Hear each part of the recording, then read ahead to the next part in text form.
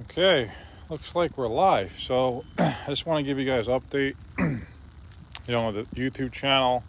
Thank you guys for, staying subscribed and all that. But I've been extremely busy the last about 2 months, really, since the end of July. I've been extremely busy with things. So I'm just going to show you what's going on, why my videos, haven't been as consistent on a weekly basis. It's been like every 2-3 weeks or so.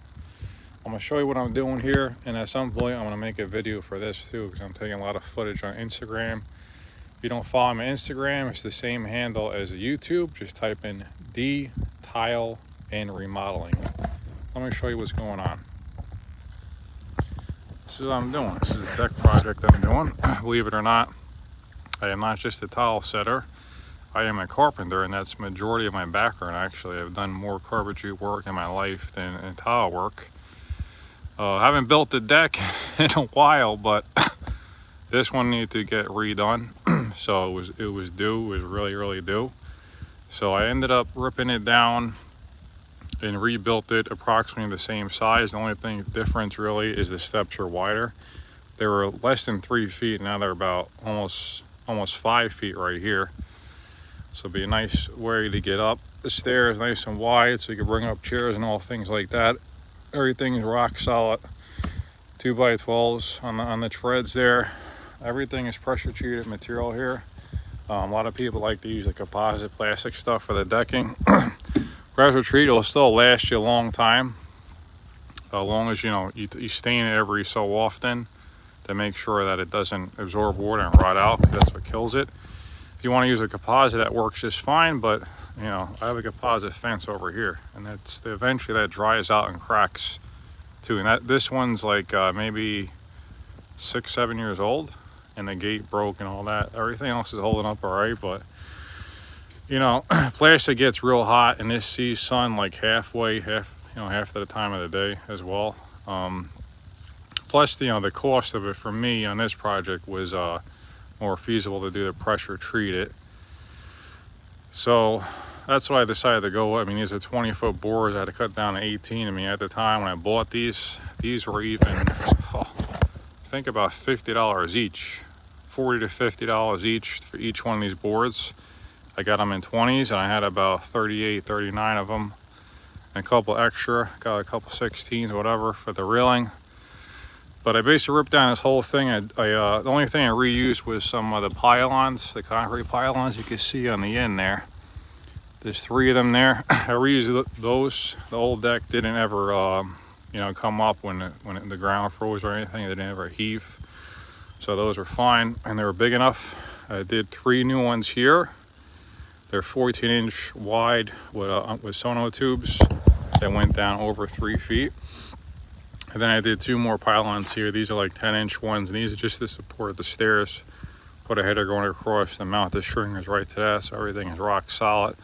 That way you're not mounting to the rim board, because that should hold. And the old one was actually only toenail to that, and I had 1 stringer on each side. It was open. It was an open stringer, I guess you call it, or closed. I'm not sure which one you call it, but that's what they had, and it was sagged in the middle.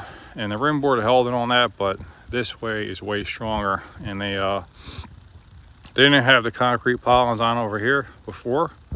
They just had the end, and they had triple 2x10s as a header, and they had expand right at the maximum, which is roughly 14 feet for these 2x10 joists here. So what I did is I said, let me just add another beam here or make it that much stronger. So I got one here about 8 feet, and the other ones are about 8 feet. The 2x10s sandwiched together with structural screws and all that. And then I got posts made out of 6x6s.